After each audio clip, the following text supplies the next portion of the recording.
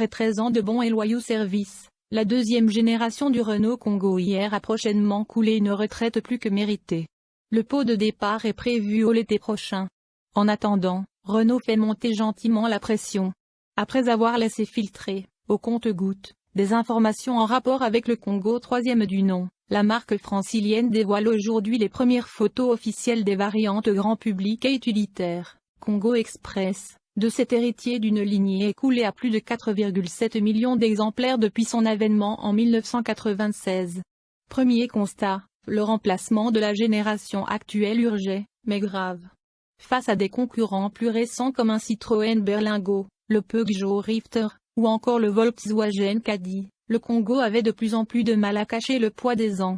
Son remplaçant s'offre un look proche de celui du Kangoo Z2 Concept, présenté en 2019, à ne pas confondre avec le Kangoo Z2, variante électrique du Kangoo 2, plus agressif, moins rondouillard, moins camionnette, moins brut de décoffrage que celui de son aîné. Les lignes semblent avoir été taillées à la serpe et la face avant n'est plus débonnaire. C'est dû à la présence d'une large calandre façon Clio 5 ou Mégane 4 et de feu à la signature lumineuse sophistiquée.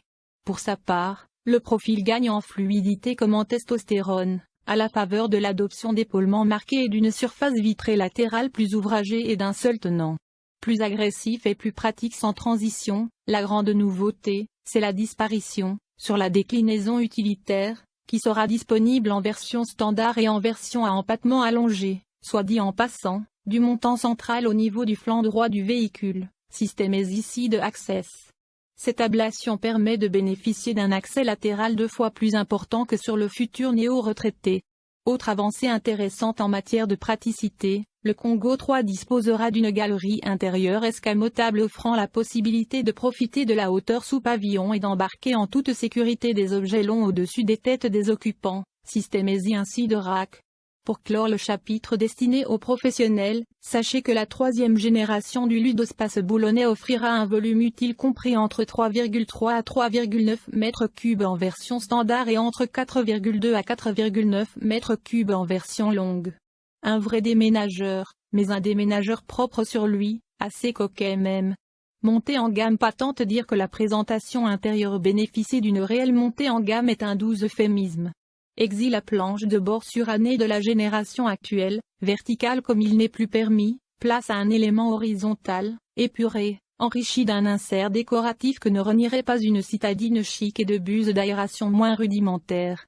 Si le look extérieur du Kangoo 3 fait le taf, c'est à bord que l'évolution est la plus nette par rapport au modèle sortant doté d'un écran tactile central de belle taille, interface du système multimédia EasyLink, qui a déjà fait ses preuves sur d'autres modèles de la marque. Le nouveau Kangoo fera en revanche l'impasse sur l'instrumentation numérique maison.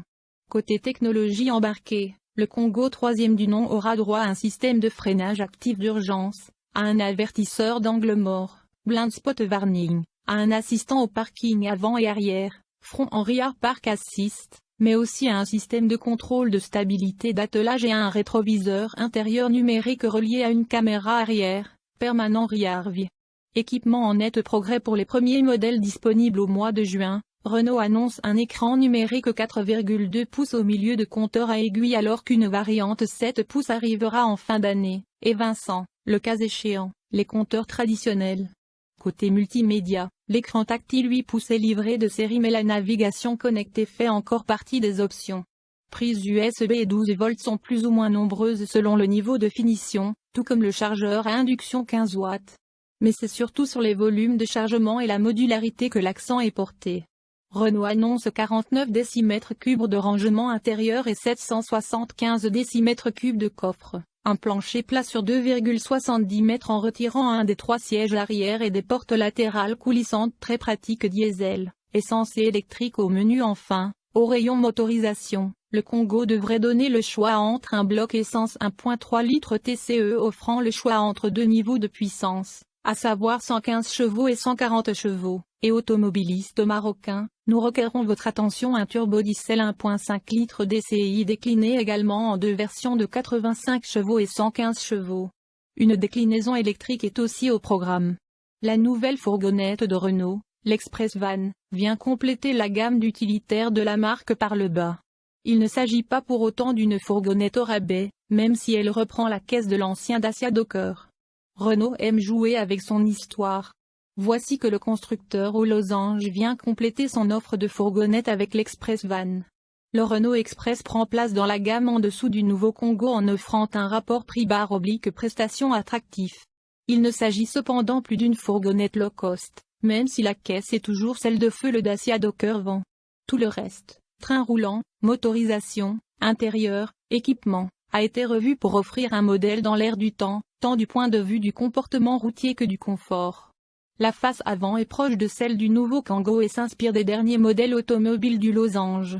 La gamme se compose seulement de 2 niveaux de finition, essentiel et extra.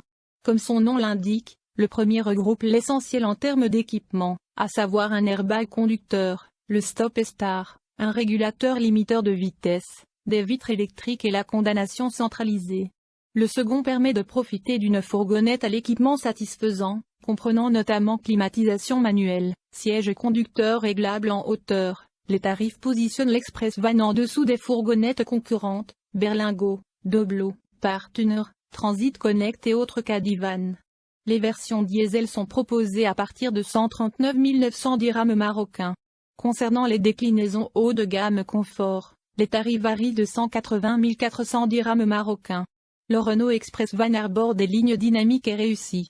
Le moteur essence TCE 100 chevaux sied parfaitement à l'Express Van, une fourgonnette relativement légère, 1298 kg à vide. Ce moteur 4 cylindres à injection directe sait rester discret. Il monte facilement dans les tours, et sa suralimentation permet de disposer du couple rapidement, une donnée importante pour un utilitaire roulant généralement chargé. À noter que tous nos véhicules d'essai étaient chargés à 280 kg, permettant ainsi de mieux se rendre compte des conditions réelles de roulage au quotidien par les professionnels. Les mécaniques Blue DCI se montrent plutôt discrètes au ralenti et à faible régime, mais elles deviennent plus envahissantes dans l'habitacle au fur et à mesure que le régime augmente. Les versions 75 chevaux et Eco-LED sont avant tout destinées à une utilisation urbaine.